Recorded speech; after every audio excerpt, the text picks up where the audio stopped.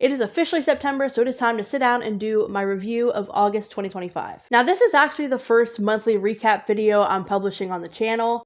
Basically, my rule of thumb is if there's anything financially that I don't want to share with the public, I'm just not going to post that particular monthly recap. I'm not going to post that particular paycheck budget or that particular paycheck budget review.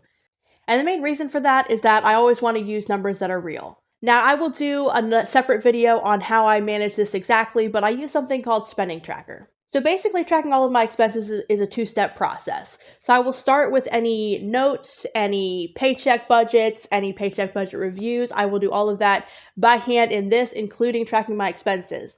Then I will go to my computer and enter everything manually into Spending Tracker. Honestly, I'm not sure if Spending Tracker is one of the apps that you can actually connect a banking account to. You may be able to. I just know that for me, that's just something I'm very iffy about.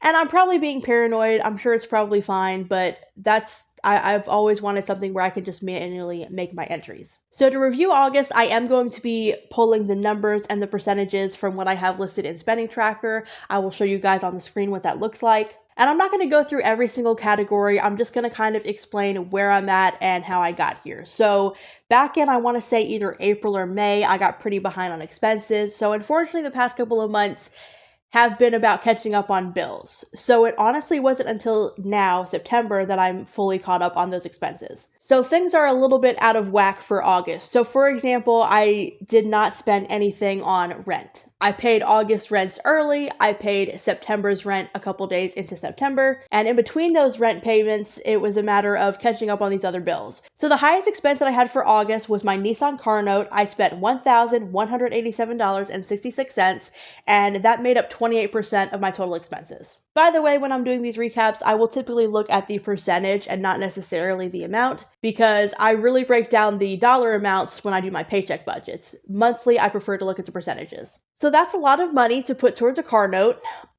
but honestly, I don't think I could have caught up faster. That being said, once you're behind, I do think there were things I could have done in July to catch up a little bit faster, and we'll get to some of those notes in just a second. Next up is Nissan insurance. I spent $748.13.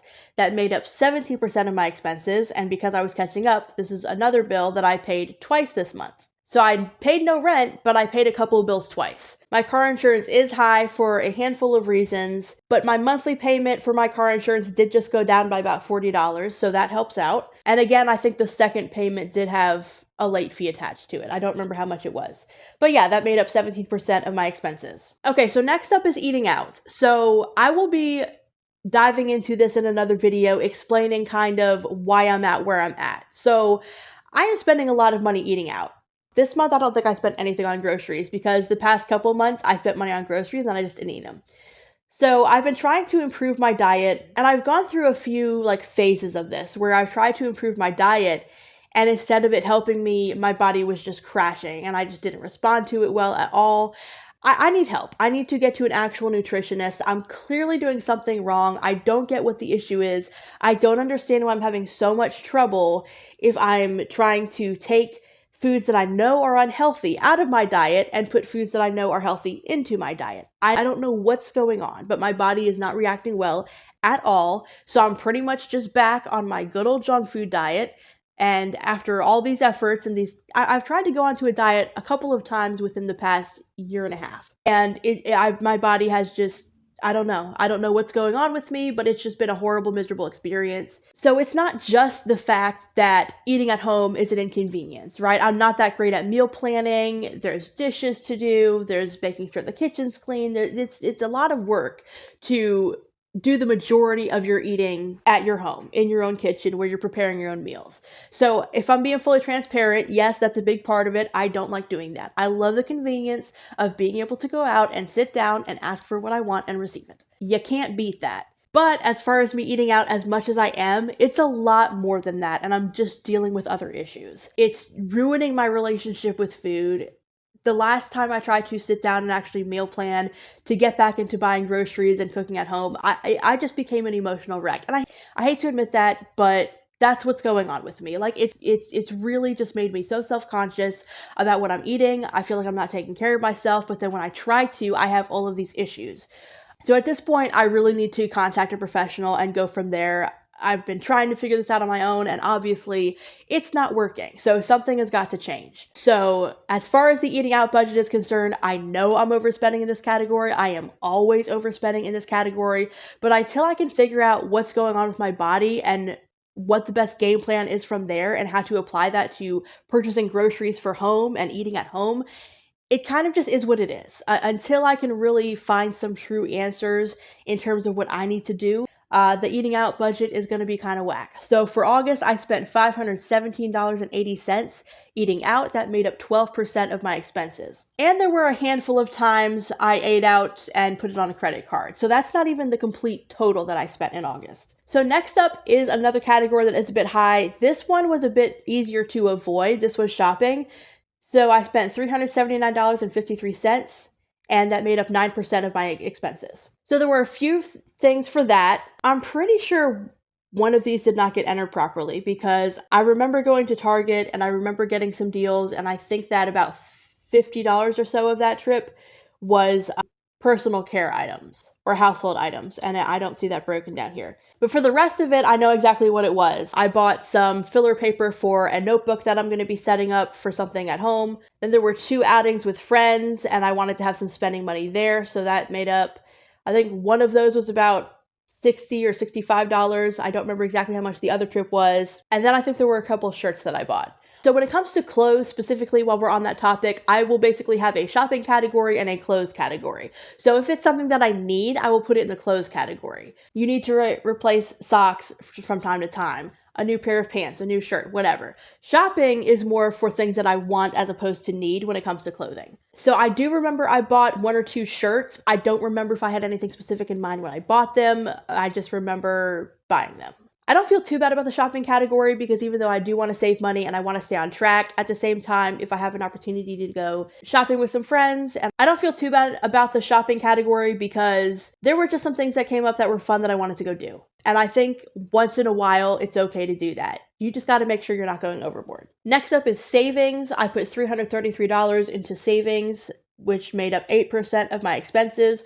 So I have $34 from every single paycheck on auto transfer, and then I'll just kind of move money over when I have it. There was a bonus that I received with my August 5th paycheck, so I went ahead and transferred a little extra there. And $34 per paycheck, that's like just under or right at 2% of my entire paycheck. So I really need to increase the amount that I have set to automatically transfer to my savings, but I do want to meet some other goals before I make those changes. So I will be increasing that auto transfer at some point. I'm just not exactly sure when that's going to happen. Next up is credit card 3, $250, made up 6% of my expenses. The $250 for credit card 3, I do feel just a little bit of guilt about because I did put more on that credit card than I should have, and I know that. So that payment this month easily could have been like $175 or $200. I still would have used it for its purpose, but it did not need to be an entire $250. For pets, I spent $167.80, made up 4% of my expenses. So most months, that's just going to be cat litter and cat food. This month, I finalized a pet adoption. I paid some money to get that pet on the lease. I had to pay pet rent for that. So the pets category, I can usually keep somewhere in the $40 to $50 range if I'm just getting cat litter and pet food. I did spend a bit more on cat food this month because one of my outdoor strays named Destiny, she had kittens and they're at that age where they're eating. So I have been putting food out for them. I've been wanting to get them somewhere, but they've disappeared. I haven't seen them for a day and a half. So I'm kind of wondering if someone already picked them up and took them to a shelter or something. I don't know. But anyways, that has made me spend more on food. And the last ones I'm going to mention, credit card 2, $150. That was not too terrible because that was within what I had planned. So that's fine. Made up 3% of my expenses. And lastly, Spot pet insurance, $105.87. Came to 2% of my expenses. Everything else was pretty minor, but it was also within what I budgeted for it, so I'm not too concerned with it.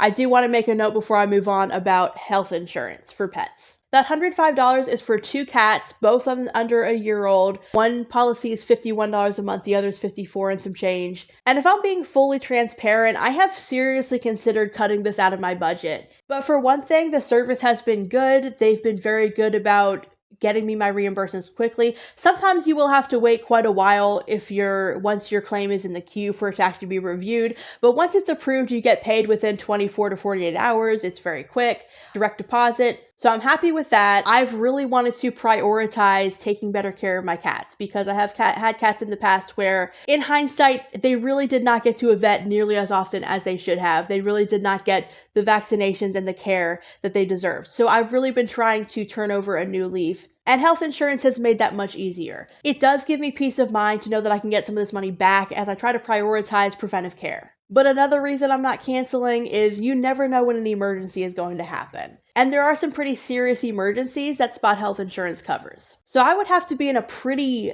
bad situation for me to even think about cutting the pet health insurance, because it's not just the fact that it helps me take care of those preventive care expenses, it's also like almost a separate emergency fund for pet care. You never know when your pet is going to come down with something that's way more serious than what they've had in the past. You never know when your pet is going to have a serious injury and need really expensive care. So I do think that it's worth maintaining that. Obviously, the biggest area that I can cut is the eating out budget, which I've already kind of talked about. So I will go into more depth in another video. It's kind of hard for me to talk about because there's so much going on and it's become so much more complicated than it has to be, and I'm so frustrated. So it'll probably be a very emotional video for me to film. So honestly, I'm probably going to put it off for a little while. But at some point, I will sit down and address those issues and explain why I've had such a difficulty in this category. But in the meantime, that is basically my August recap for my expenses. Sometimes I will include a review of my income as well, but in this case, it was pretty much just my job. I didn't really do anything additional to bring in income. I did use August to catch up on some bills. That is definitely going to make a huge difference for September. But towards the end of the month, things got a little bit hairy. And because of that, I was not able to separate as much as I wanted to for rent for the next month. So unfortunately, by the time I got paid, I only had I want to say 150, 170 remaining in my checking account. So my rent at the beginning of the month has to come entirely from one paycheck. As long as I can manage that leftover money fine until the next paycheck comes, I should be okay. So not a terrible month. I set out to get caught back up on bills. I accomplished that goal. But because I had to spend so much catching up on bills, I really didn't get to prioritize other things I wanted to prioritize this month. So hopefully my September recap will be a little bit better.